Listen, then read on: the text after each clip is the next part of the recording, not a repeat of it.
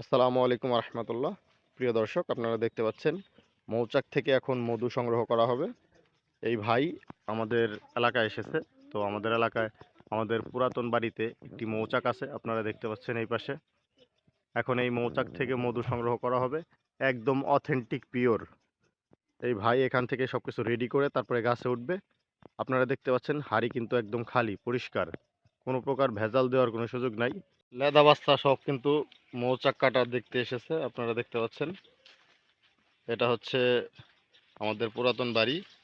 তো ভাই মধুর চাক থেকে মধু সংগ্রহ করার জন্য গাছ দিয়ে উপরে যাচ্ছে। ভাই সাবধানতার সাথে উঠবেন, কোনো প্রকার কোনো রিস্ক নিয়েন না। ভাই অনেক কষ্ট করে গাছে উঠছে।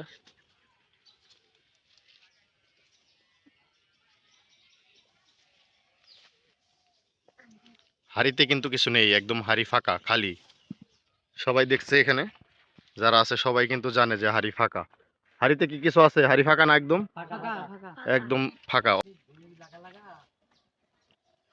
যারা বলেন যে আসলে অথেন্টিক মধু পাওয়া যায় না, এই ভিডিওটি মূলত তাদের জন্য।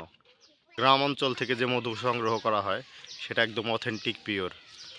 তো আমাদের চোখের সামনে এভাবে কেটে নিয়ে আসা হচ্ছে। প্রিয় দর্শক, আপনারা দেখতে পাচ্ছেন মধু সংগ্রহ করে নিচে নামছে ভাই। নিচে নেমে আসলে আপনাদেরকে বাকিটুকু দেখাবো ইনশাআল্লাহ। প্রিয় দর্শক, দেখতে পাচ্ছেন মধু কিন্তু কেটে নামিয়ে নিয়ে আসা হয়েছে। চমৎকার, দেখেন কত সুন্দরভাবে মৌমাছি তাদের মধু সংগ্রহ করে রাখে। সুন্দর কিন্তু চমৎকার, দেখতে কিন্তু ভালো লাগছে, একদম পিওর অথেন্টিক। পোলাপান কিন্তু মধু খাওয়ার জন্য সবাই রেডি। আপনারা দেখতে পাচ্ছেন সবাই মধু খাচ্ছে, একদম পিওর মধু। মধু একদম ইয়া না, ইনটেক না, একদম ইনটেক মধু।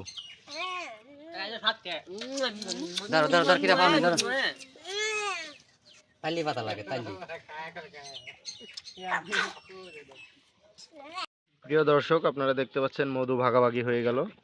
ভাই কেটে নিয়েছে, যেই কারণে ভাইকে ওইটুকু দেওয়া হলো, এবং আমি আমার বাড়ির কাছে যেহেতু, সেই কারণে ভাই আমাকে এইটুকু দিল। যাই হোক, অথেন্টিক মধু। সকলেই ভালো থাকবেন, সুস্থ থাকবেন। আসসালামু আলাইকুম ওয়া রাহমাতুল্লাহ।